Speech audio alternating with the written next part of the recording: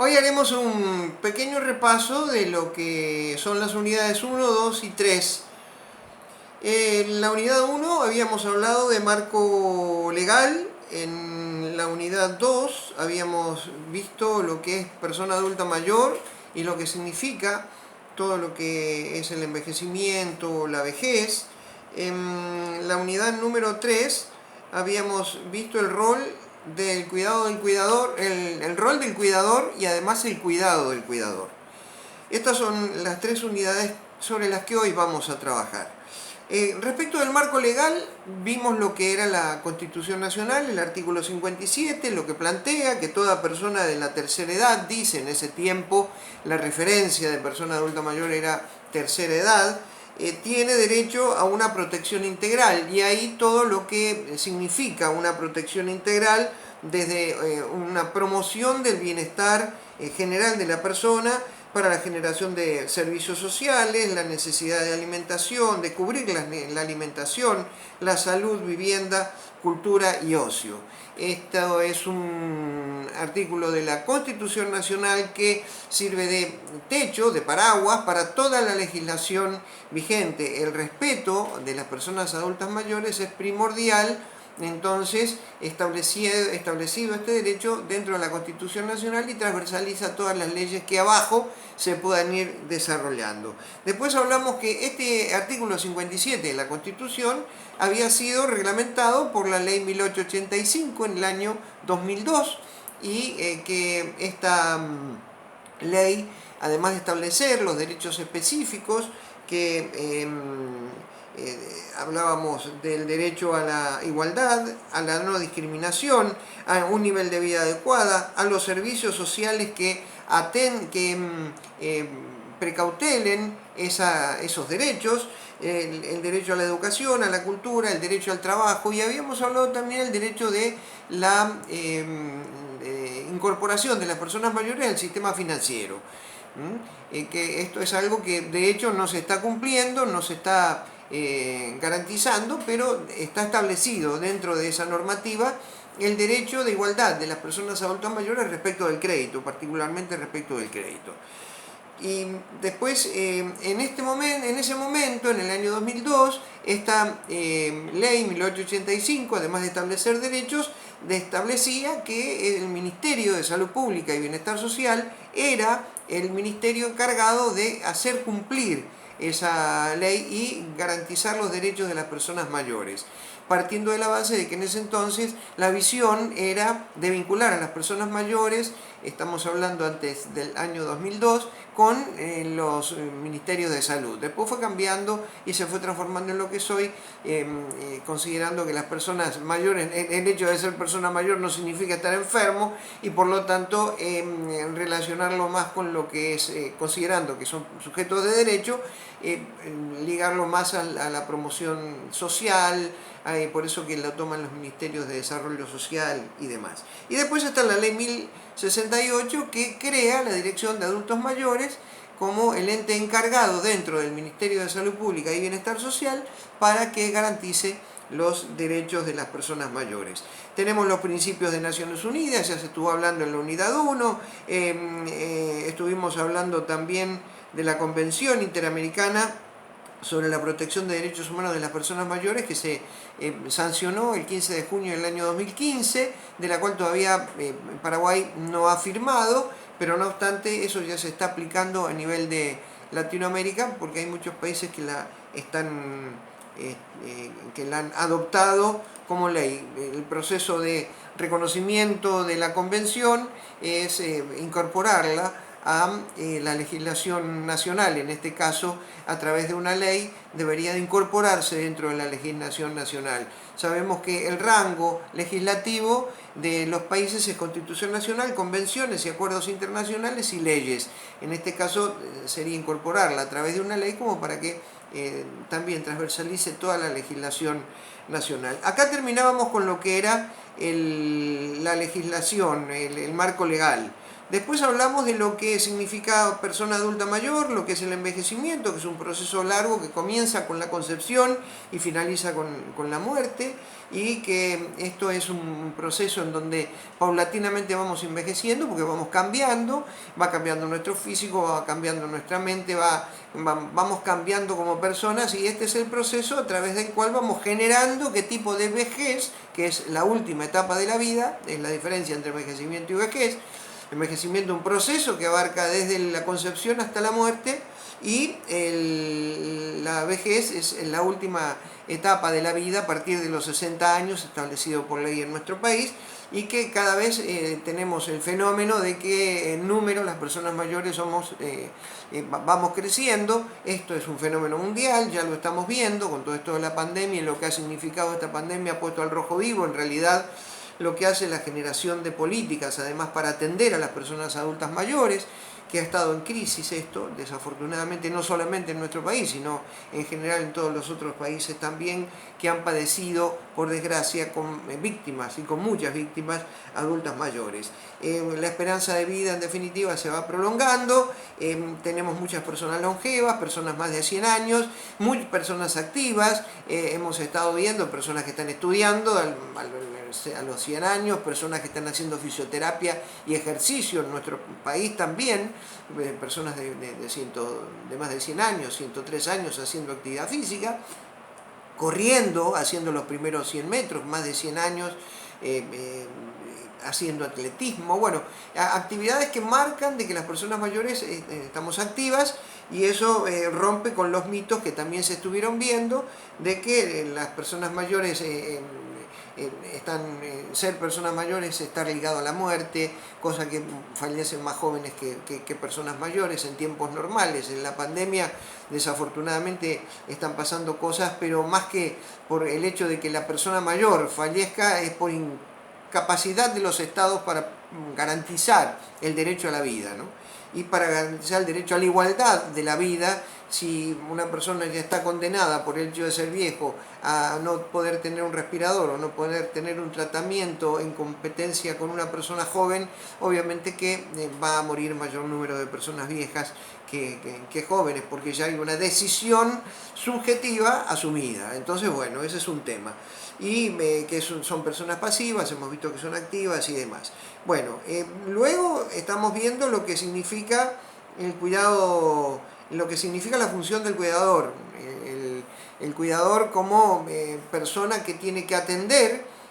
mediante un servicio a la persona adulta mayor, considerando que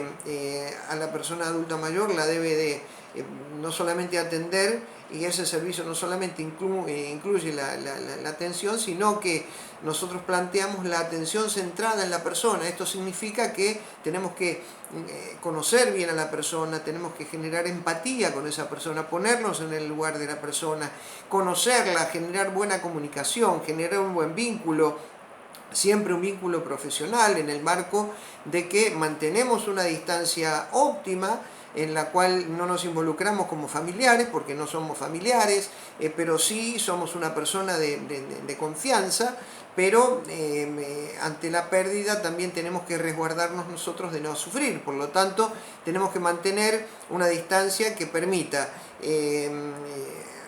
atender con efectividad, con profesionalismo a la persona y asistirla, pero sin involucrarnos como familiares, atendiendo a la persona como persona, llamándola por el nombre, no reafirmarlo con adjetivos o epítetos como abuelito. Las personas dijimos que tienen una identidad, reafirmar la identidad de la persona adulta mayor, tienen un nombre, el nombre es lo que le marca la existencia y lo que marca la identidad, por lo tanto eso lo tenemos que considerar. Y todo lo que hace al cuidado es prevención, promoción, educación, la asistencia, y dentro de todo eso garantizar que la persona pueda desarrollarse. No solamente atenderla y asistirla, dándole comer, lavándola,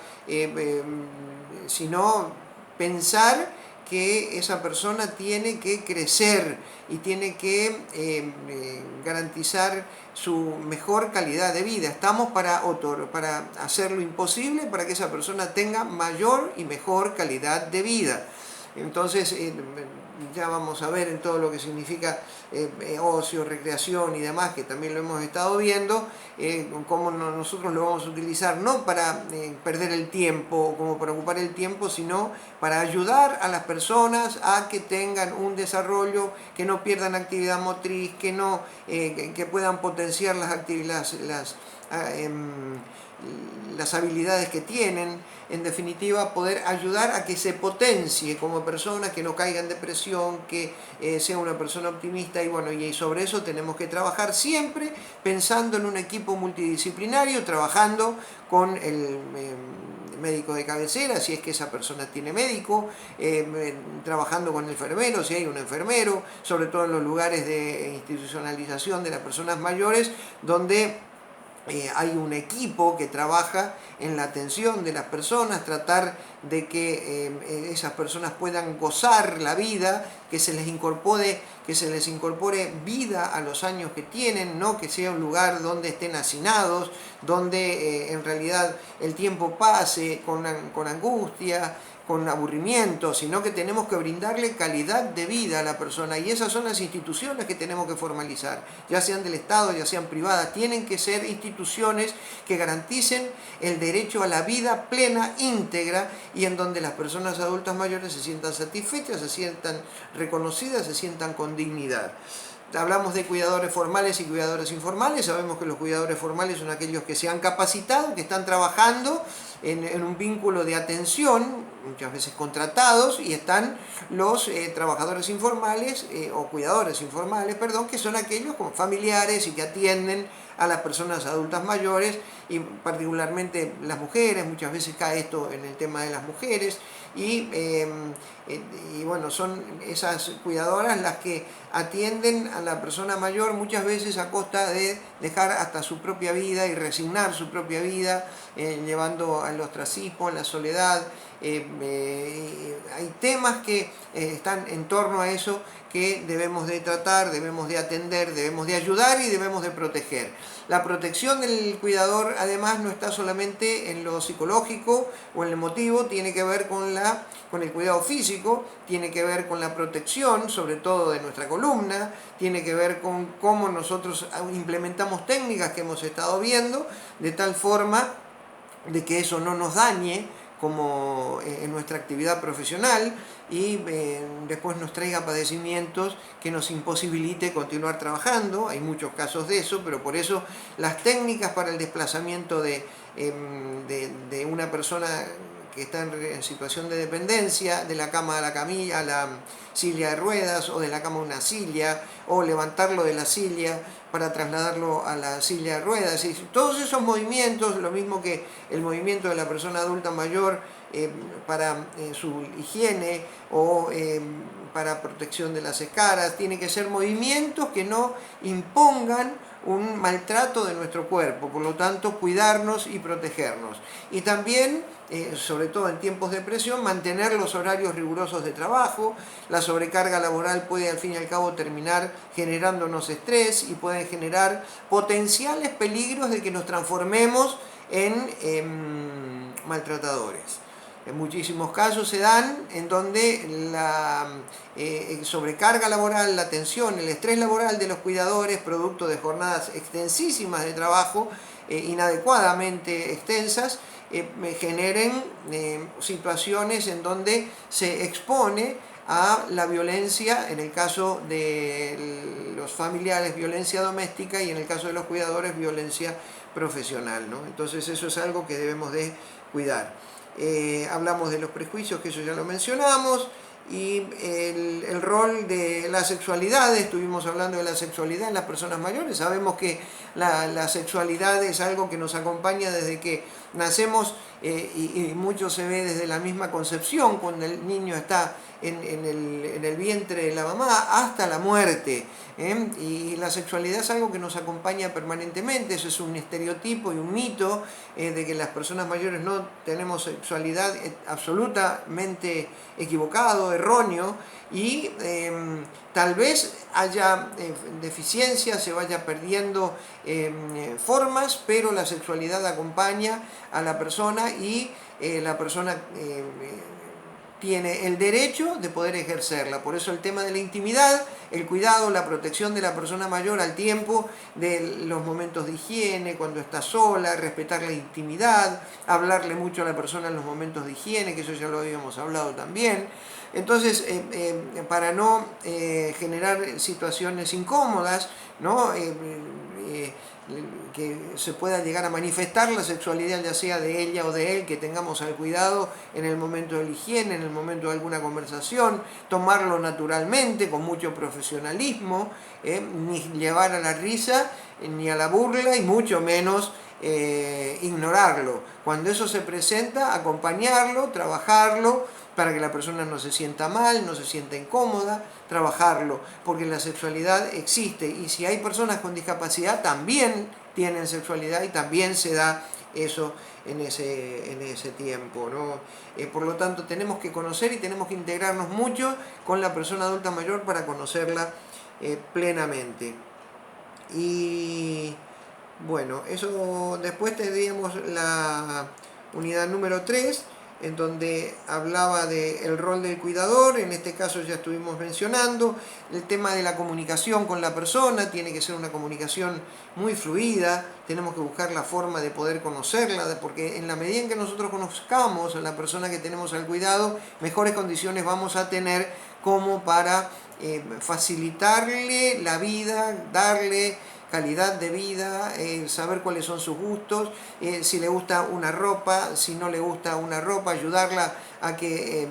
tenga independencia, que elija su propia ropa, que tenga su propia ropa, que elija cómo vestirse, que si es posible que elija el menú o compartir el menú de acuerdo a las posibilidades, hablar mucho, comunicarse mucho en momentos específicos como es el momento de la alimentación,